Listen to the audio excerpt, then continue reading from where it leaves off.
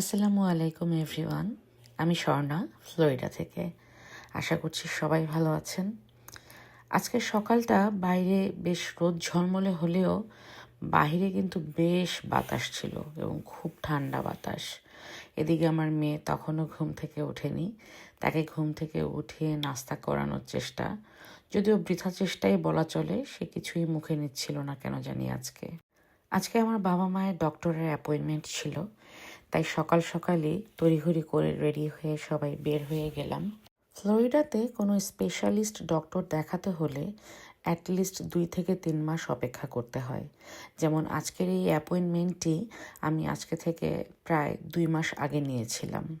প্রথম প্রথম এত লেটে অ্যাপয়েন্টমেন্ট পাওয়ার বিষয়টাতে আমি খুব বিরক্ত হলেও এখন অভ্যাস হয়ে গেছে।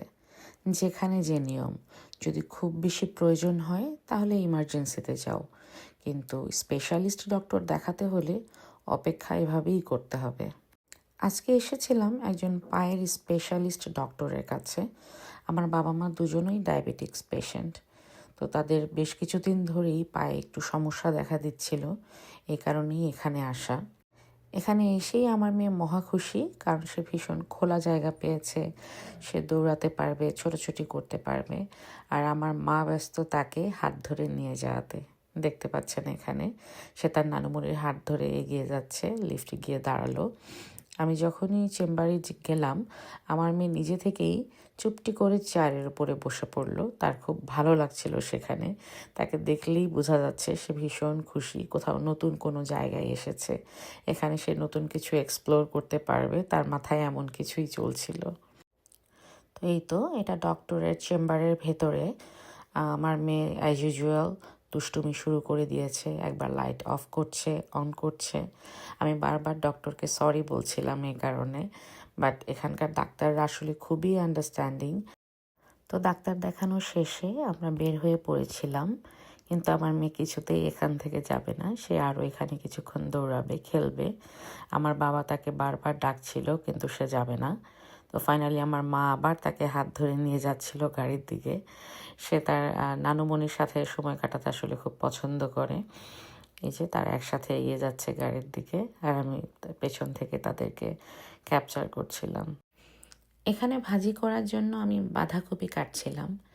আমেরিকায় আসার আগে ছুরি চাকু দেখলে আমার ভীষণ ভয় লাগতো, হাত পা কাঁপতো। আর এখন আমি ছুরি চাকু ছাড়া কিছুই ওভাবে আর কাটতে পারি না। আসলে সময়ের সাথে কিংবা নিজের প্রয়োজনে আমরা ঠিকই নিজেকে পরিবর্তন করে নিই। এখানে আমার হাজব্যান্ড আর আমার মেয়ে, তাদের দুজনের কিছুটা খুনসুটি সময় চলছিল।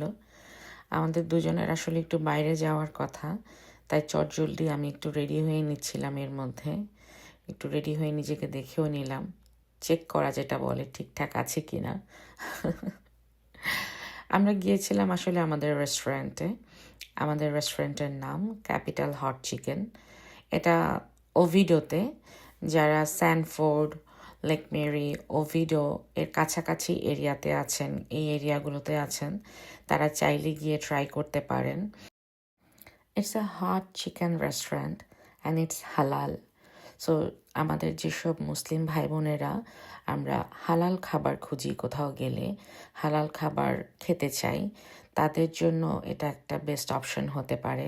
সো আপনারা যারা আশেপাশে আছেন তারা চাইলে এখানে আসবেন এবং জানাবেন কেমন লাগলো আপনাদের এই খাবার। তো এরপর আমরা চলে গিয়েছিলাম টার্গেটে আমাদের কিছু শপিং করতে। বাসা থেকে বের হলেই শপিং, শপিং ছাড়া কোনো কথা নেই। আমার হাজব্যান্ড তার রেস্টুরেন্টের জন্য কিছু জিনিস কিনবে, আর আমি এসেছিলাম আমার নিজের কাজে। তো একটু এগিয়ে যেতেই এই ফুলগুলো দেখে চোখটা আটকে গেল, আর মনে পড়ে গেল ঢাকার শাহবাগের কথা। যদিও এখানে ভ্যারাইটি অনেক কম, যা পাওয়া যায় তাতেই খুশি থাকতে হয়। তো এই তো আমার হাজব্যান্ড আমার জন্য অপেক্ষা করছিল সামনে, আর আমি এদিক ওদিক তাকিয়ে দেখছিলাম কি আছে নতুন, কি আছে। রান্নাঘরের জন্য এই জিনিসটা খুব কাজের। আমার বাসাতেও একটা আছে, আমি ব্যবহার করেছি। আর এই যে ক্যান্ডেলের সেকশন, ভীষণ ভালো লাগে আমার।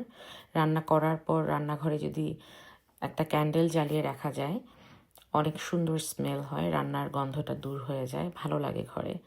আর এই যে আমি একটু নিজেকেও ভিডিও করে নিলাম এই ফাঁকে। আমরা মেয়েরা যেমনটা হই আর কি, কোথাও মিরর দেখলে নিজেকে একটু চেক করে নিতে ভুলি না। তো এদিকে ওদিকে দেখছিলাম, আর আমার হাজব্যান্ড তার জিনিস খুঁজে বেড়াচ্ছিল, সে পাচ্ছিল না। এদিক ওদিক ঘুরেই সময় কাটছিল আমাদের প্রথম দিকে। এরপর এই খেলনার সেকশনে আসার পরই আমরা যেন কেমন আটকে গেলাম। আসলে বাবা মা হওয়ার পর এটা কেমন এক মিষ্টি যন্ত্রণা বলা যায়। যেখানেই যাই শুধু মেয়েটার কথাই মনে হয়। আমার হাজব্যান্ড এই বলটা হাতে নিয়ে দেখছিল। আমার মেয়ে বল খুব পছন্দ করে, কিন্তু অলরেডি বাসায় অনেকগুলো বল আছে বলে আমি আর ওকে বলটা কিনতে দিইনি। আমরা এমন কিছু খুঁজছিলাম আসলে যেটা আমার মেয়ে পছন্দ করবে। ও মিউজিক্যাল স্টাফ খুব পছন্দ করে, কিন্তু বাসায় অলরেডি এত কিছু আছে, তাই ভাবছিলাম নতুন কী নেওয়া যায় যেটা দেখলে ও খুশি হবে এবং ওর জন্য নতুন হবে। আমার হাজব্যান্ড এই খেলনাটা ট্রাই করছিল।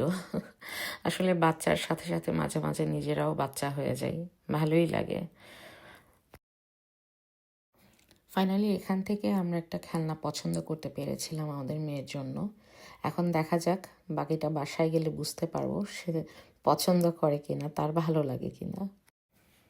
তো এখানে আবার কিছু এয়ার ফ্রেশনারের সেকশন ছিল, সেখান থেকে আমি আমার বাসার জন্য দুটো এয়ার ফ্রেশনারও নিয়েছিলাম। বাসায় সবসময় একটা সুন্দর মিষ্টি স্মেল থাকলে ভালো লাগে, ঘরে ঢুকলেও মনটা ভালো হয়ে যায়, এই জন্যেই। আর এই হচ্ছে বাচ্চাদের জামা কাপড়ের সেকশন। বাচ্চার বাবা মা বাচ্চার জামা কাপড় দেখলে তো সেখানে চোখ আটকে যাবেই। তো সেখান থেকেও একটু ঢু মেরে গেলাম, দেখি কিছু ভালো লাগে কি না। তো ফাইনালি আমাদের কেনাকাটা শেষ, চেক আউট করছিলাম। আমি সব কিছু হাতে নিয়ে নিলাম চেক করে। আমাদের বাজারও হলো, দুজনের একসাথে একটু সময়ও কাটানো হলো। আসলে বাচ্চা হওয়ার পর দুজনের একসাথে সময় পাওয়াটা খুব টাফ হয়ে যায়। যাই হোক, আমরা অলমোস্ট আমাদের বাসায় পৌঁছেই যাচ্ছি। তো এটা আমাদের নেইবারহুড।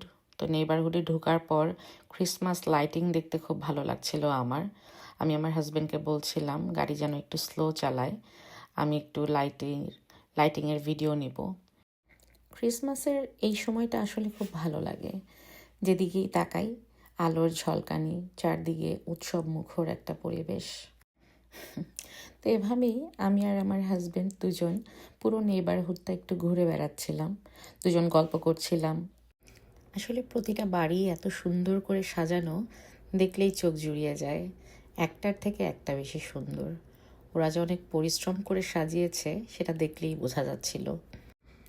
যে যার যার পছন্দ মতোই সাজিয়েছিল, কেউ বেশি কেউ কম। আমার দেখতে বেশ ভালোই লাগছিল। আরও কিছুটা সময় ঘুরতে চাইছিলাম, কিন্তু কি করব, বাসায় ফিরতে হবে। যাই হোক, আমরা অলমোস্ট আমাদের বাসায় পৌঁছেই গেছি।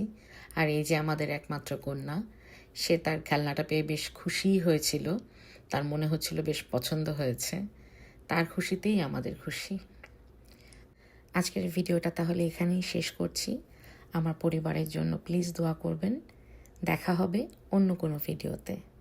বাই।